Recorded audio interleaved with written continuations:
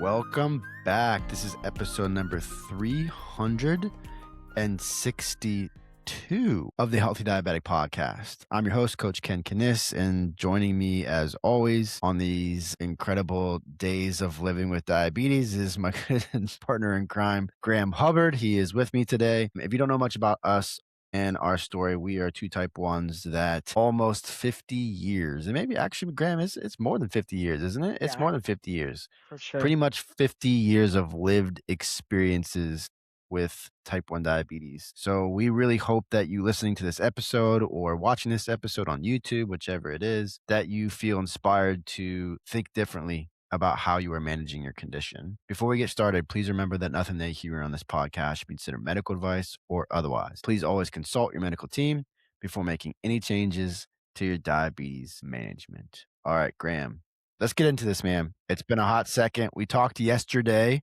This is the second day in a row that we talking, but we talked yesterday, and we wanted to get another episode recorded and rocking and rolling today. So I'm excited that we get to release 2 episodes in one day, because it's been like a week and a half since we released an episode. I know exactly what to ask you. Oh goodness, here we go. Are you aware of this insulin delivery advice? That's just a little, it's like a patch on your skin, and you click it and it gives you 2 units instantly? No. You don't have any idea what I'm talking about? I have zero idea, and I'm kind of in disbelief that you're even talking about something that's real. This is crazy. And it's funny that you said that, because I hit me like, is this the face of diabetes? Like, someone's just going to walk up to us and show us something we've never seen before. To not give any, I'll tell you the name of the product. I have to look in my notes. There is a product that I have a script written to me. Someone is going to come out and train me. But imagine a Band-Aid. Imagine a large Band-Aid. It's quite literally skin colored. And it sits, I'm trying to think, maybe it's an inch long by a half an inch. So it's like a Band-Aid-ish. And it has a area to hold insulin. And then you do a needle insert, and it sits on your skin, and every click is 2 units of insulin. So there's no face, there's no nothing. It's just like quite literally, it looks like a Band-Aid, and underneath it is a reservoir. That's the word I was trying to think. There's a reservoir filled with insulin, and as How you much go, insulin? 200 units you could put in there, and you could change it about Holy every 5 days. jeez. Hold on. This is great. This is so fun. And I apologize. It was like a little weird late getting to it. I want to get the name of the product. Hold on, because it's all right here. It might take me a second. Oh, okay. As you're looking at that. What? Go ahead. No, I was going to say, as you're looking at that, so it only gives 2 units of insulin. Yeah, go ahead. I want to hear this. No. Go. Keep talking. Because now you would never think that I had it this buried, but it got buried. It got buried somehow. Hold on. How did you get connected to this? How did you find out about it? Don't you worry about it, brother. You got to stay connected, right? You got to stay connected, huh? Well, let's stay connected, damn it. Why are you hiding information? I'm really, really, really surprised that. I'm surprised too, because you're pretty organized. I know this might be a bigger thing. You want okay. Just give me the cliff notes. Give me the cliff notes. You don't tell me the product. We'll figure it out and put in the show notes. I just gave you the cliff notes. You didn't give us much, Graham. I don't know how, bro. It's that simple. There is no app. There's no screen. It is a Band-Aid with a button on the side. I do not know how else to describe it. Okay, cool. So do you fill it up with any type of insulin, or does it come with its own insulin? It is bolus. No. Does it come with a specific insulin, or do you just fill it up with like your Humalog? Yeah, that's what I'm saying. It's or your Novolog that you have. So I'm answering. I understand it's your bolus. You're not understanding what I'm asking. Okay, so we all take different types of insulin, right? You take Humalog or Novolog. Okay. I'm taking Lemjev. There's Fiast. There's all kinds of different types of bolus type insulin, right? Yeah. You can also put a medium activated insulin in it, like not super fast, but just something that isn't like a Tresiba or a Lantus, but it's a slower acting insulin. So there's all kinds of different types of insulin. So what I'm asking is, are you just using your normal insulin that you take for your fast acting insulin, or is it coming with a different specific type of insulin? To answer your question, I want to excuse myself for always jumping to conclusions, because I realized very quickly that I am old school, that as much as I think I know, I don't know a lot of things that are out there. I reference something because it's how I have always heard and Yeah, saw yeah, yeah. anyways. So to answer your question, I use Humalog. Okay. So how it was explained to me, if I understand this correctly too, I fill it at will. I will fill this things at will. I will put Okay. 200 U's in it. I will do the if you had like a pump like 20 years ago, it came with a clip that you would put in a gun, and then you have to put that clip in and then you connect it. It's essentially you just put that clip in, but then there's no line, there's no technology, there's no app. It's just insulin waiting. It's just insulin stuck to your body, waiting for you to. And where are is there specific sites that you're gonna use? Like, 'cause the reason I asked that because as you're showing me and everyone that's listening on Spotify or Apple Podcast or whatever, on the audio format of this episode, Graham is, like, referring to his forearm every time he Yeah, talks about, like, it I, clipping. I It's like, so is it going on your forearm or is it, like, can oh, you put it anywhere? universally, if you said someone say band-aid, touch like people would touch their arm, like you just think of like a band-aid on you. It's a So band-aid on your does it go on your arm? Did they give you this information? bro. It's the same as everything. It's what's the term that they No, use? it's not because you're not supposed to put the G7 on your belly or your ass, but people still G7 do. is a CGM. This is insulin. Correct. I'm using that as an example, Okay. right? So the G7 is supposed to go on your on your Here tricep. is the best part of it all. It was brief to me because someone is literally coming to my house to train me on it. Full on. I'll answer. I'll have all my questions. We'll do a, they are coming to my All house to right. do this. So we will When are have a they coming lot to to your talk house? about. We'll have a lot to talk about in the coming weeks. It's in the coming weeks, bro. Okay. So I So will, we don't have a time frame on this yet, but everybody, no, but in the you're time, probably everybody, you're probably as confused as I am, and that's okay because we don't have all the information. And Graham's going to get us the information when he gets trained on this. It sounds really fascinating. I don't know. I don't really know about 200 units in this one little device that it sounds like is going to be Graham's secondary insulin pathway, right? So it's just like a secondary thing. Hey, I don't need to get 3 4 units of insulin or 1 unit of insulin or whatever it is. I'm just going to do this 2 units and call it a day, right? So I would think that it's not going to be, it'll be your secondary thing that you use in your management, just like I use Lemjev now as my primary source of insulin, and then I also use Afrezza, right? Afrezza is my secondary use of insulin. So that's what it sounds like maybe this is. I don't know. Graham can tell us what he thinks about how he's going to use this. I think that would be a really cool thing to go into, Graham. okay, here we go. Ready? Okay. The first thing that came up was the MiniMed Smart Pen, which I know that's linked to a Y- technology. Okay. Hold So on. again, Okay. like, how did you find out about this? I would rather give you all the details and share kind of my Oh my experience. God. Why would you tease us like this, Graham? How dare you, sir? Just tease us like this. You're just teasing us. We want to know the information and you're not giving us information. So if you don't even know what it is, let's just wait, I guess, to talk about it. What do you mean? I know exactly what it is. Again, Well, what's this thing called? I'm looking for the You name. don't know what it is because you have to look it up. For some reason, I thought it was more handy in my notes. I I know it sounds crazy. Was this given to you or was this idea brought to you by your endo? Okay, yeah, okay, just to appease you, yes, this was given to me today by Okay. my endocrinologist, okay? But Ah! I didn't wanna say that because then it's like the endo visit and blah, blah, blah, and I wanted to just leave it at, "Are you aware?" Because I sat there with her like, what the F are you showing me? This is radical," and, I've never heard of this. That's why I'm so like, curious, and don't now I even wanna know know how what to it do is, and you're not giving me information. I don't even like, that's the best hold on. Alright, well, I'm we're gonna thinking of let's just move on from this because we're just going back and forth trying to figure out what this thing is, and we don't have any idea, people. We're just how dumb like so let me ask you a funny question in the meantime while this is happening. How surprised are you to hear that I'm not there's surprised at all that this is a thing. Is that what you're gonna ask me? yeah, How yeah, yeah, am yeah, I yeah. surprised that this is a thing? Heck no. Not surprised that this is a thing. I'm surprised I've never heard about it before, but I'm not surprised that this is a thing. And maybe I have heard about it. I'm trying to understand from you what it's actually called. Here, let's call it an insulin deliver this is a good starting point. It's an insulin delivery patch, okay? Is that what it actually is though? Everybody start here with me. It is an insulin. Is Yeah. Okay. Okay. Got it. Got it. Yes. is it called an insulin All delivery right. patch? Here It's we probably not even go. called an insulin delivery The patch. brand is CEQUR. CEQUR. And it's called CEQUR Simplicity. Where the revolution. That's the So company, that's not the what this is. it's called the T. No, look it up on your. Are you looking it up on your computer right now? Here. No, I'm asking you to tell me what this is. Okay, so this is right here quickly. The CEQUR Simplicity 2-unit delivery system 3-day insulin patch. So it's what I said. It's a little mini Band-Aid looking insulin patch that has a reservoir filled with insulin.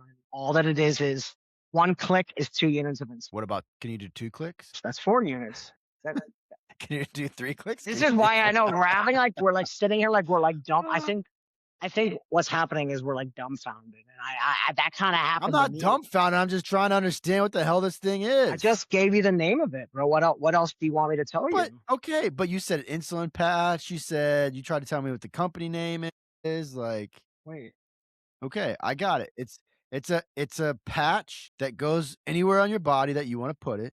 You just push it and click it, and it gives you 2 yeah, units. bro, this is very Cool. easy. Cool. Okay. CEQR We got it. Simplicity. Let's move. Let's move on. Okay. Next question for you. Here's the next question for you because I'm very interested in this. Did you have a conversation with your endo on how you're actually going to use this? Is this going to be your primary insulin delivery system Mhm. or is it going to be your secondary insulin delivery system like I explained when I'm using Lemjev and Afrezza? Pri- Primary, and Okay. unless of the small cases that I take 1 unit of insulin. Yeah, because yeah, and the reason I said that is because I could see this for you. Mhm. I could see this for you, like being something that's real and working really well For sure. because you take little amount of insulin at one time.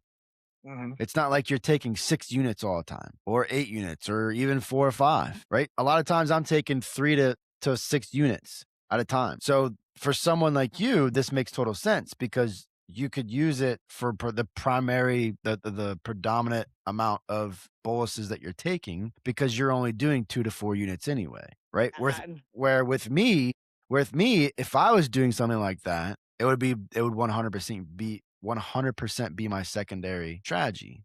yeah. If I just needed a quick 2 units for something, if I just needed a quick 2 units to cover for like a 170, 180 or something, or a 200 or whatever it is, whatever my ratio is gonna be, whatever my ratio is, Yeah. like that, then I would, okay, cool, I can take this real quick. The interesting piece to this is the speed of this, right? As an example, hell, you could put it on your chest, you could put it on your leg, you can put it on your calf, I mean, the thought process of this is endless, where you can actually put it where you're not gonna have a problem necessarily. Yeah. Right? With an insulin pump, it's Well, harder to put it for some insulin pumps, females put it on their chest, on their breast tissue. Some females put it on their tricep. Some females, I mean, we know all the sites that most people do, right? So I think that's the interesting piece of this, but then you also have the speed of this because it's just Humalog.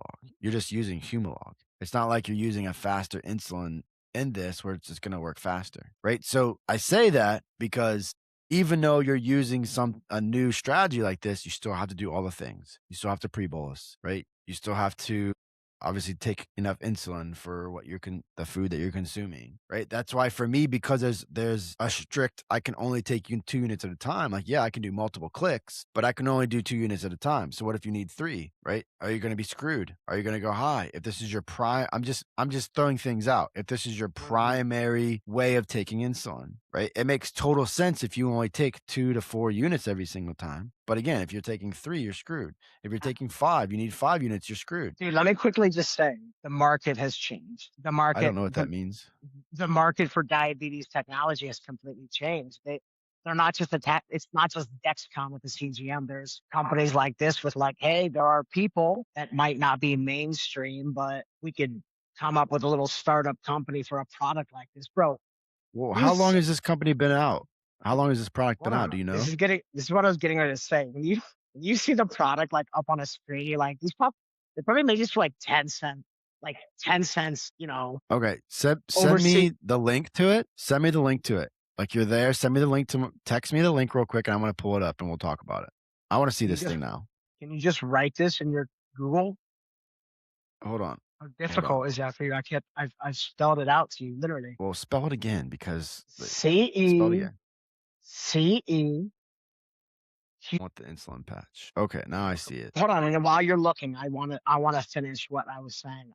I All think right. So this is I do. Hold on, Ken, you talked for a while. Hold on. Let me talk for a second. you go. You asked what I was gonna say is I think the market has vastly changed and shifted. I think there are enough diabetic people. I think the CGM technology is showing a lot of people that you can be releasing products and innovative things like that. That yeah, they might not work to your point. It might not work for everybody, but I don't think the product would have been recommended to me by my endo if she didn't sit with me, hear what I had to say, and say, "Hey, I got a great idea for you." You know, which is something you talk a lot about. That I felt very proud to be in an appointment like that. Within like 2 seconds, she heard exactly what I said, and then she proceeded to blow Hmm. my mind long before we did anything. But yeah, I got rid of Dexcom too, bro. Yeah, no, that's what we Got talked the about in the last got the episode. I got the Libra at the pharmacy. So, okay, so this is Freestyle. interesting. So I'm just looking at this. Claude is not saying that it is a 1 or 2 unit delivery system, but Google says it's a 1 to 2. You can do either 1 unit or 2 units. This is what Google's saying. Or you can believe So the it's a guy that just one or a you can believe one the or guy who two just unit heard about it, clicks. or you can believe the guy who Yeah, just I heard about it believe you. I'm today. just saying what I'm just talking about what I'm seeing on Google or whatever and on Claude. So I also asked you how long this company's been out, and this product has been on the market for 4 or 5 years. It looks like it says. So it's interesting. It is new, a newer product. It's very interesting. Sorry, I just got home. I'm kind of, haven't had a chance to dive into everything. I think No, I'm most I was excited, just looking for myself. I was bro. interested for myself. I told her my like freestyle, not freestyle. I told her about my woes with Dexcom, and she's like, "What about the freestyle?" Yeah, My buddy just said that. And you see how small it is, and you just touch it. So, like this product, I'm very, very proud to have insurance, dude. Like somebody's gonna come out to my house and they're gonna train me, and if I don't like it, I don't have to use the technology. Same with the Libra, and man, I'm knocking on wood. I feel very blessed to have that, just to have that opportunity to try things and be a guinea pig for like she said to me, like things are working amazing. Try things that are gonna make it work even better. So she's I thought that was absolutely right. cool. Yeah, my She's like absolutely right. A1C was great and stuff like that. So What was it? You don't bro, have to there was say way too much. What I want to talk about is my BM. why. Do you really get on like a scale? Do you just really stand on one of those, Bed Bath and Beyond scales and they'll tell you what your BMI is? Like BMI is the worst I metric. know. This is why I'm asking. And tell Well, me do you why know and what it even explain why. is? Explain why. Body mass index. Explain why you say that. But explain why it's so important for a doctor to have it on the first page of there. It's like Okay, I got this. height, weight, BMI. Go ahead. I love it. So BMI is the dumbest metric that was ever created. That's a very weird statement, and it's probably not the dumbest, but it feels like the dumbest. So this is what BMI actually tells us. It stands for body mass index. So basically it's giving you a range on how overweight you are or skinny you are based off of a chart. Here's why that is dumb. It only takes into account your height and weight. That's it. It doesn't take into account your gender. It doesn't take into account genetics, not that it would. It doesn't take into account anything else hormonally that is going on that's going to cause weight fluctuations or cause you being skinny for whatever reason, hormonal displacement, whatever. It doesn't do any of that stuff. So if it is only doing height and weight, if me, a male who's going to have more mass than most females, if I weigh the same amount and I'm the same height as a female, we have the same body mass index. That's stupid. If you are really tall and you have got a lot of mass, i.e., someone that's like 6'4, 6'5, we'll even say LeBron James. Everyone can understand who LeBron James is. I guarantee his body mass index says that he is either overweight or obese because of his height and weight. It puts him in a specific category. This is my personal belief. This is what I believe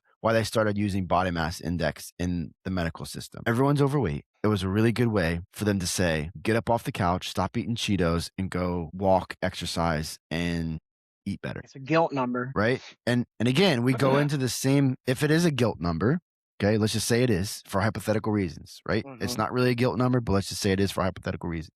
We go back to the same bullshit I keep talking about from diagnosis, especially for adults that are getting diagnosed, or especially for an individual, a young kid or an adult who's struggling, hasn't figured out what's working for them. And they get guilt tripped into, well, why is your A1C so high? Why can't you figure this out? That's what they're hearing from, they potentially are hearing from the doctor.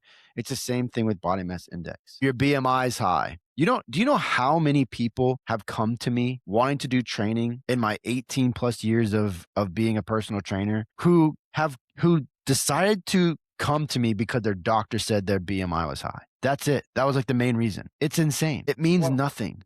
It Ironically, literally means nothing when we think about a specific metric of your overall health, it means nothing. Nothing. Your A1C, whether you're type 1 diabetic, type 2 diabetic, diabetic in general, or not diabetic, A1C is a way better metric of your overall health than BMI. That was a big rant. I get irritated. I get triggered by BMI.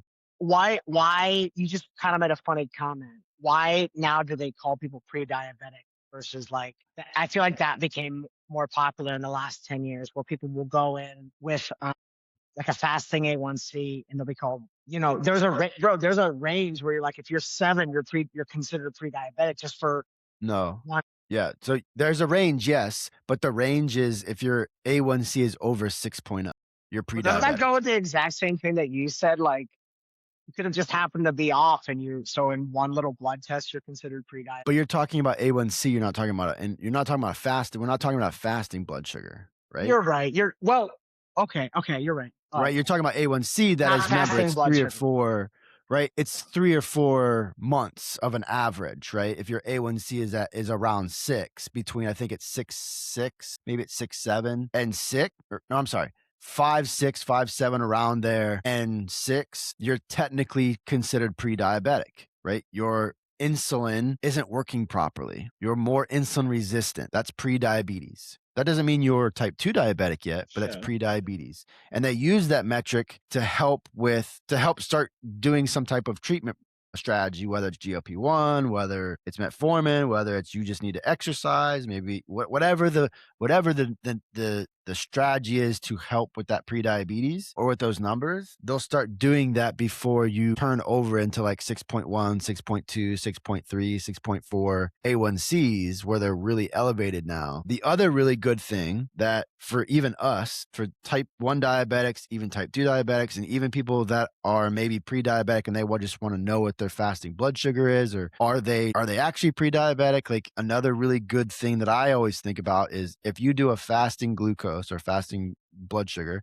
prick your finger. Nowadays, if you can use your CGM too, if you're on a CGM, but most people that are going to be doing this aren't on a CGM. So if you do 3 to 4 days in a row of fasting blood sugars, that's going to tell you around what your average is. Or at least your fasting. That's going to tell you what your average fasting is, right? Because the other problem with this is like when you go into the doctor, if you're not diabetic, but when you go into the doctor for your annual checkup and they're like, oh, your blood sugar is elevated. Well, no shit. I just fucking ate pancakes. And maybe your blood sugar is at fucking, exactly. 160, 170. And they're like, oh my God, you're pre-diabetic.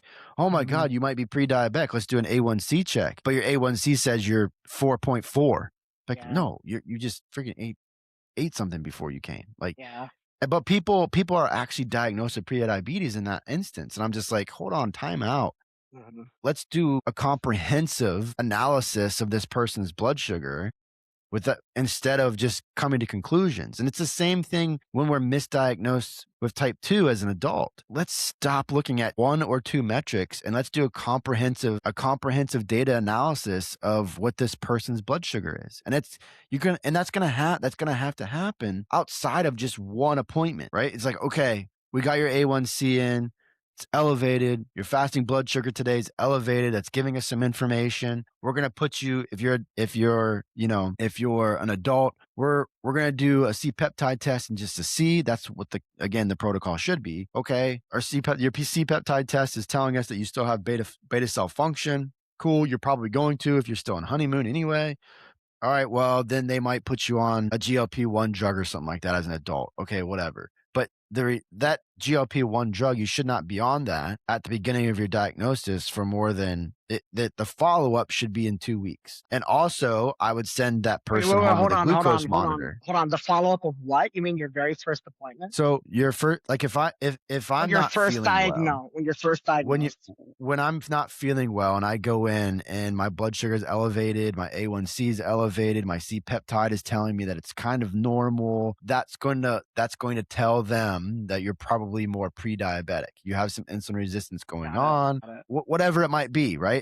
They don't have enough. Now they could, if they did an autoantibody test, they could. If they did a C-peptide test, they would have some more data, but Mhm. typically those tests aren't being done for the most part. I think they are in some cases, but not in every single case.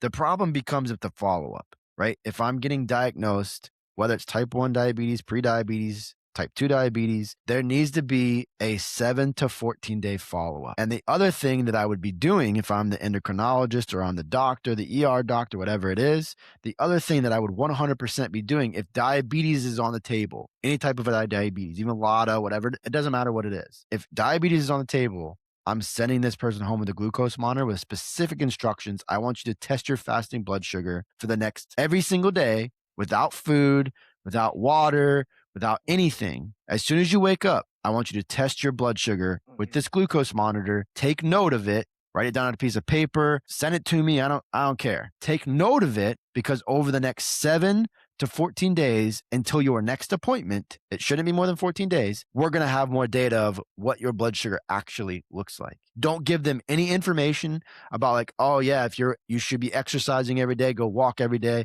go change your diet. Like that should not be on the table. It should literally be check your blood sugar every single day for the next 14 days. And we're going to get some actual information about what your fasting blood sugar is, which is going to give us some more information. If this individual is not going to do a C-peptide test and also not do an autoantibody test. Say, Crazy. all right, now say, God, that was a long rant. That was a long rant.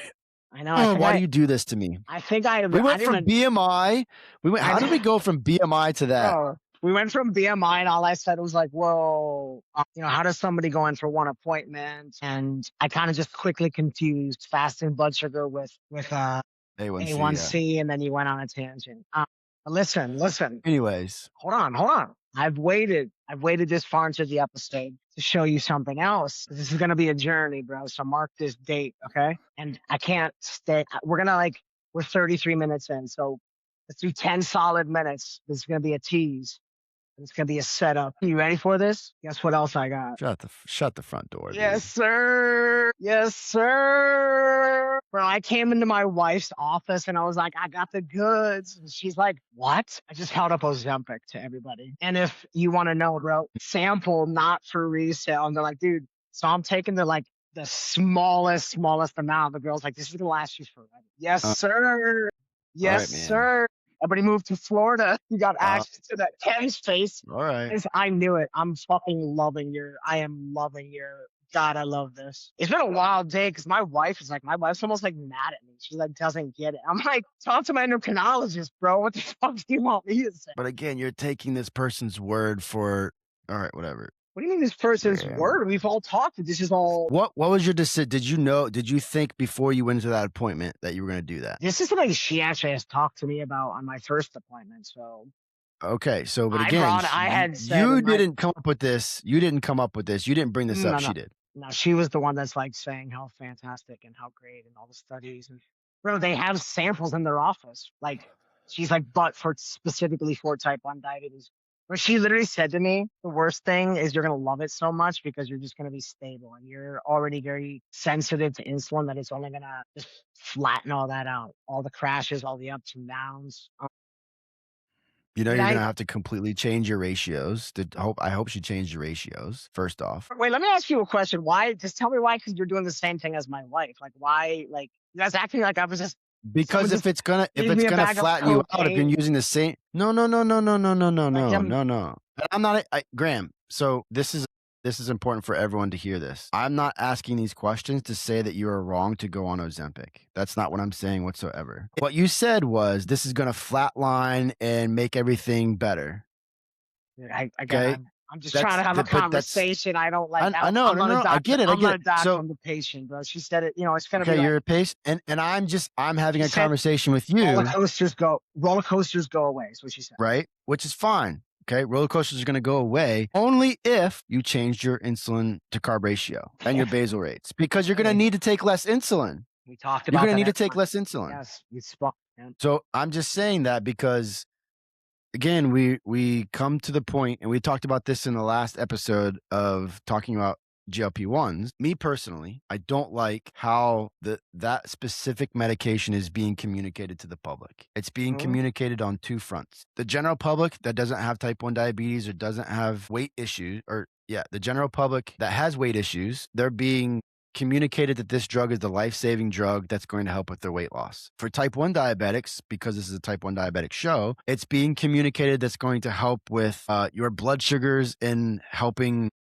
stabilize your blood sugars, which it will. It will 100%. But that's not what it actually does. That's not what that medication actually does. It is a hormonal replacement supplementation medication. It's not for weight loss. It's just a happy accident. I'm telling you, it's a happy accident that it actually helps with weight loss because it allows the communication pathways in type 1 diabetes that are severed or not working properly to help with the communication of amylin. In type 1 diabetes, your pancreas is directly responsible for helping to regulate that hormone. And because your pancreas doesn't work properly, it can't produce insulin. So that's one hormone that it is responsible for.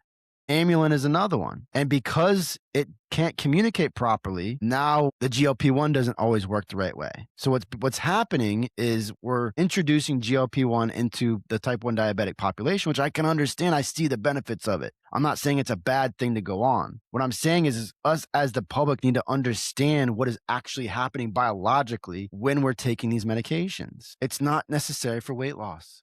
I'm- And we Hey, all think it is. I'm It's gonna not, and ask I know you. you're not taking it for that. I know you're Hold not taking it on. for That's that. exactly on. Hey, as a friend, as a brother, Yeah. I think your reaction reminds me of my wife because I do think But I'm not somewhere. reacting in a Hold negative way. I'm on, asking hold on. questions. I do think somewhere, and you guys are equally as close to me. I think you both are like, you're taking it to lose weight. I I didn't kind of say do that. I think, never I said kind that. of do think you think. I don't, because you're not going to lose weight on the small dosage that you're going to be Yeah, I on. know, and that's also has zero of my intention, dude. I have a horrendous eating. Dude, my eating schedule has been fucked for 15 years. Like honestly, And that's part of the and let me say this. I need to say this. I need balance, That's dude. part of the benefit. That's part of the benefit of going on a medication like this, because it will help re-regulate Yeah, those hunger cues or those hunger hormones or those hunger cues, because of what it does.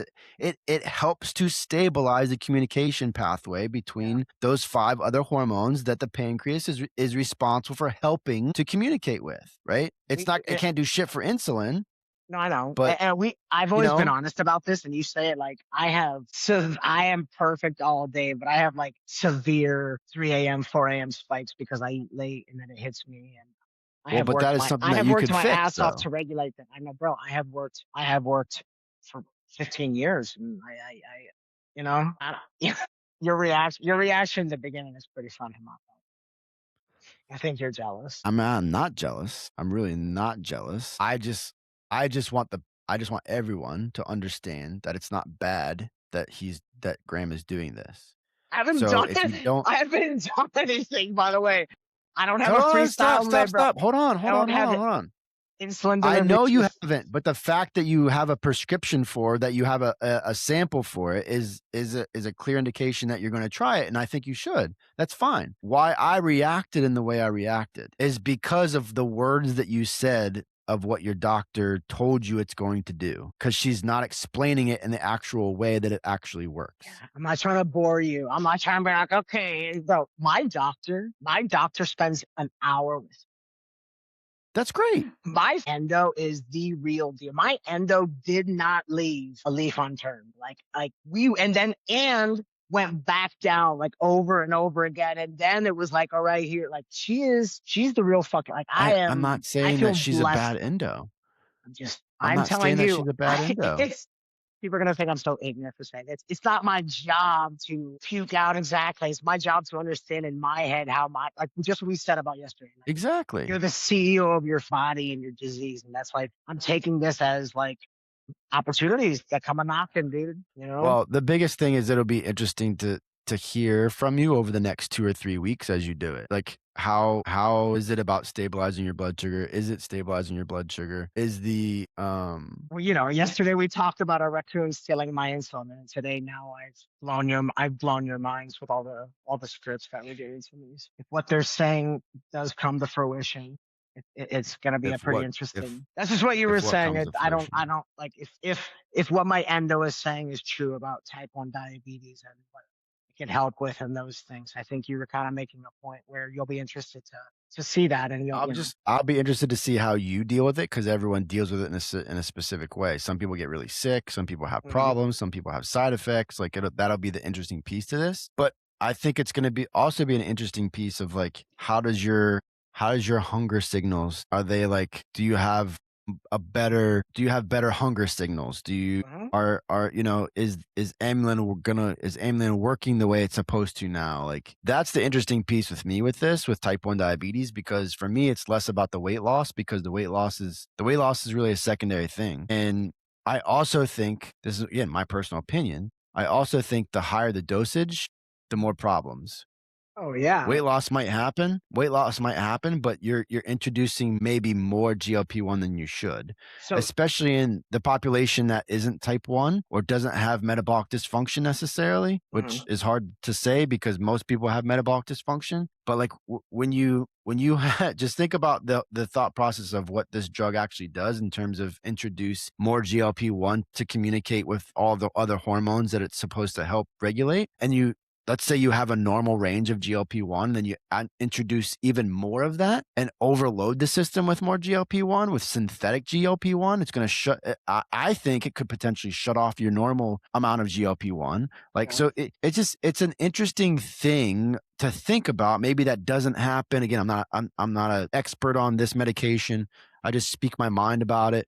I just think, like, all of the other aspects of how this thing is being distributed, all of the aspects of what we're actually communicating this drug to actually before, it doesn't, to me, it doesn't compute. Where someone like you, Graham, who's going on it for a specific reason to help with hormonal and metabolic dysfunction because of an autoimmune condition you have, that makes complete sense to me. That makes 100 complete sense to me. But Yeah. for someone that doesn't have metabolic dysfunction or hormonal dysfunction, that's just going to go on it because they want to lose 10, 15 pounds, it, that doesn't make sense to me. Yeah.